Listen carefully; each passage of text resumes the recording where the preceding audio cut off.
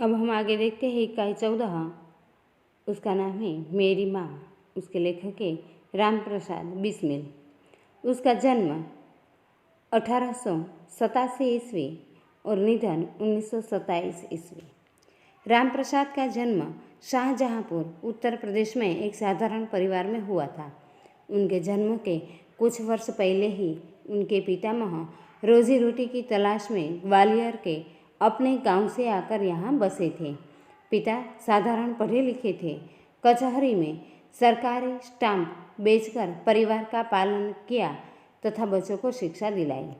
Urdu middle की परीक्षा में 2 बार असफल होने पर अंग्रेजी मिडिल की पढ़ाई की। स्वाध्याय से बांग्ला भाषा सीखी। आरंभ में आर्य समाज की प्रवृत्तियों से जुड़े बाद में क्रांतिकारी संगठन में सक्रिय हुए। काकोरी रेल डकैती कांड का मुख्य अभियुक्त मानकर इन्हें फांसी की सजा हुई और वे शहीद हो गए। आरंभ में राम तथा अज्ञात नाम से पत्र पत्रिकाओं में लिखते रहे। बांग्ला से हिंदी में अनुवाद भी किए। आत्मकथा फांसी के 2 दिन पहले जेल में पूरी करके उन्होंने किसी तरह बाहर भिजवाई, जिसके कुछ अंश श्री गणेश शंकर विद्यार्थी के संपादन में काकोरी के शहीद नाम से छपे। माँ केवल जन्म ही नहीं देती, व्यक्तित्व का निर्माण भी करती है। अपने आत्मकथा के इन अंशों में प्रसिद्ध क्रांतिकारी राम प्रसाद बिस्मिल अपने जीवन निर्माण में अपनी माँ के अवर्णनीय योगदान के प्रति नतमस्तक होते हैं और जन्म जन्मांतर में उनके ऋणी से अऋण होने की कोई संभावना नहीं दिखाई देती। अब हम देखते हैं आगे कि लखनऊ कांग्रेस में जाने के लिए मेरी बड़ी इच्छा थी। दादाजी और पिताजी तो विरोध करते रहे, किंतु माताजी ने मुझे खर्च दे ही दिया।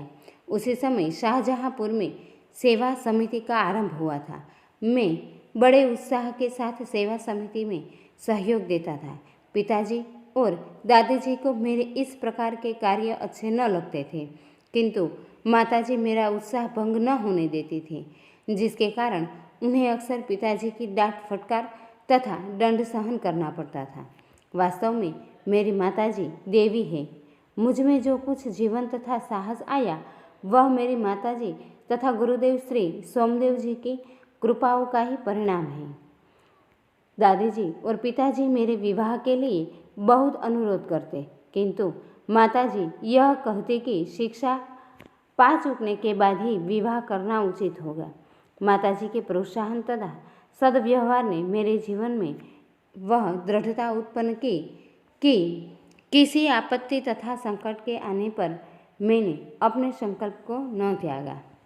एक समय मेरे पिताजी दीवानी मुकदमे में किसी पर दावा करके वकील से कह गए थे कि जो काम हो वह मुझसे करा ले। कुछ आवश्यकता पड़ने पर वकील साहब ने मुझे बुला भेजा और कहा कि मैं पिताजी के हस्ताक्षर वकालतनामे पर कर दूं। मैंने तुरंत उत्तर दिया कि यह तो धर्म विरुद्ध होगा। इस प्रकार का पाप मैं कदापि नहीं कर सकता। वकील साहब ने बहुत समझाया कि मुकदमा खारिज हो जाएगा, किंतु मुझ पर कुछ भी प्रभाव न हुआ, न मैंने हस्ताक्षर किए। अपने जीवन में हमेशा सत्य का आचरण करता था। चाहे कुछ हो जाए, सत्य बात कह देता था। 11 वर्ष की उम्र में माताजी विवाह कर शाहजहाँपुर आई थी।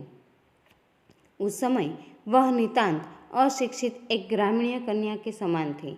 शाहजहाँपुर आने के थोड़े दिनों बाद दादाजी ने अपने छोटी बहन को बुला लिया। उन्होंने माताजी को गृह कार्य की शिक्षा दी। थोड़े दिनों में माताजी ने घर के सब कामकाज को समझ लिया और भोजनादि का ठीक ठीक प्रबंध करने लगी। मेरे जन्म होने के 5 या 7 वर्ष बाद उन्होंने हिंदी पढ़ना आरंभ किया। पढ़ने का शौक उन्हें खुद ही पैदा हुआ। मोहल्ले की सखी सहेली जो घर पर आया करती थी, उन्हीं में जो शिक्षित थे, माताजी उनसे अक्षर बोध करते। इस प्रकार घर का सब काम कर चुकने के बाद जो कुछ समय मिल जाता, उसमें पढ़ना लिखना करते। परिश्रम के बल से थोड़े दिनों में ही वह देवनागरी पुस्तकों का अध्ययन करने लगी। मेरी बहनों को छोटी आयु में माताजी ही शिक्षा दिया करते थे। जब से मैंने आर्य समाज में प्रवेश किया, माताजी से खूब वार्तालाप होता।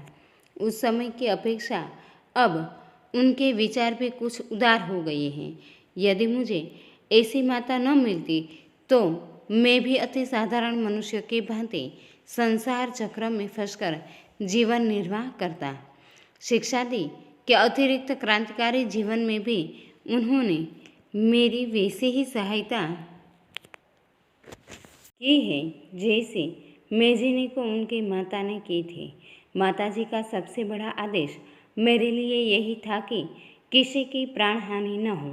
उनका कहना था कि अपने शत्रु को भी कभी प्राणदंड न देना। उनके इस आदेश की पूर्ति करने के लिए मुझे मजबूरन 2-1 बार अपनी प्रतिज्ञा भंग करनी पड़ी थी। जन्मदात्री जननी, इस जीवन में तो तुम्हारा ऋण उतारने का प्रयत्न करने का भी अवसर न मिला। इस जन्म में तो क्या, यदि मैं अनेक जन्मों में भी सारे जीवन प्रयत्न करूं तो भी तुमसे ऋण नहीं हो सकता।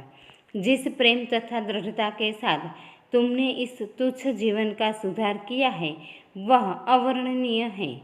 मुझे जीवन की प्रत्येक घटना का स्मरण है कि तुमने जिस प्रकार अपनी देववाणी का उपदेश करके मेरा सुधार किया है, तुम्हारी दया से ही मैं देश सेवा में संलग्न हो सका। धार्मिक जीवन में भी तुम्हारे ही प्रोत्साहन ने सहायता दी। जो कुछ शिक्षा मैंने ग्रहण की उसका भी श्रेय तुम्ही को है। जिस मनोहर रूप से तुम मुझे उपदेश करते थे उसका स्मरण कर तुम्हारी मंगलमयी मूर्ति का ध्यान आ जाता है और मस्तक झुक जाता है। तुम्हें यदि मुझे ताड़ना भी देनी हुई तो बड़े स्नेह से हर बात को समझा दिया। यदि मैंने धृष्टतापूर्ण उत्तर दिया तब तुमने प्रेम भरे शब्दों में यही कहा कि तुम्हें जो अच्छा लगे वह करो, किंतु ऐसा करना ठीक नहीं, इनका परिणाम अच्छा न होगा। जीवनदात्री, तुमने इस शरीर को जन्म देकर केवल पालन पोषण ही नहीं किया बल्कि आत्मिक, धार्मिक तथा सामाजिक उन्नति में तुम्हें मेरी सदैव सहायक रही। जन्म जन्मांतर परमात्मा ऐसी ही माता दे। महान से महान संकट में भी तुमने मुझे अधीर नहीं होने दिया। सदैव अपनी प्रेम भरी वाणी को सुनाते हुए मुझे सांत्वना देती रही। तुम्हारी दया की छाया में मैंने अपने जीवन भर में कोई कष्ट अनुभव न किया। इस संसार में मेरी किसी भी भोग विलास तथा ऐश्वर्य की इच्छा नहीं, केवल एक इच्छा है, वह यह कि एक बार श्रद्धापूर्वक तुम्हारे चरणों की सेवा करके अपने जीवन को सफल बना देना। किंतु यह इच्छा पूर्ण होती नहीं दिखाई देती और तुम्हें मेरी मृत्यु की दुख भरी खबर सुनाई जाएगी। माँ, मुझे विश्वास है कि तुम यह समझकर धैर्य धारण करोगे कि तुम्हारा पुत्र माताओं की माता भारत माता की सेवा में अपने जीवन को बलि देवी की भेंट कर गया और उसने तुम्हारी कोख कलंकित न की। अपनी प्रतिज्ञा पर दृढ़ रहा। जब स्वाधीन भारत का इतिहास लिखा जाएगा तो उसके किसी पृष्ठ पर उज्ज्वल अक्षरों में तुम्हारा भी नाम लिखा जाएगा। गुरु गोविंद सिंह जी की धर्मपत्नी ने जब अपने पुत्रों की मृत्यु की खबर सुनी तो बहुत प्रसन्न हुई थी और गुरु के नाम पर धर्म रक्षार्थ अपने पुत्रों के बलिदान पर मिठाई बांटी थी। जन्मदात्री, वर दो कि अंतिम समय भी मेरा हृदय किसी प्रकार विचलित न हो और तुम्हारे चरण कमलों को प्रणाम कर मैं परमात्मा का स्मरण करता हुआ शरीर त्याग करूं। अब हम देखते हैं शब्दार्थ। प्रोत्साहन यानी उत्साह बढ़ना, हिम्मत बंधाना। सदव्यवहार यानी अच्छा व्यवहार, अच्छी चाल चलन। संकल्प दृढ़ निश्चय। वकालतनामा अदालत में पैरवी करने का अधिकार पत्र। नितांत यानी बिल्कुल या पूरी तरह। जीवन निर्वाह जीवन व्यतीत करना या जीवन जीना। मेजीनी का जन्म इटली में हुआ था। वह लोकतंत्र का प्रबल समर्थक, परम देशभक्त, सक्रिय और निर्भीक नेता था। अनेक भागों में बटे इटली को एक करने में उनकी महत्वपूर्ण भूमिका थी। वह ऑस्ट्रियन शासन के इटली को मुक्त कराने के लिए जीवन भर लड़ता रहा। जन्मदात्री यानी जन्म देने वाली माता, माँ अवर्णनीय, जिसका वर्णन न हो सके, धृष्टता, उद्दंडता, ठिठाई, दुस्साहस, आत्मिक यानी आत्मा से संबंधित, जन्म जन्मांतर, अनेक जन्मों तक सांत्वना, तसल्ली देना, ढाढ़स बंधाना, धर्म रक्षार्थ, धर्म की रक्षा के लिए, विचलित, अस्थिर, डिगा हुआ, चंचल,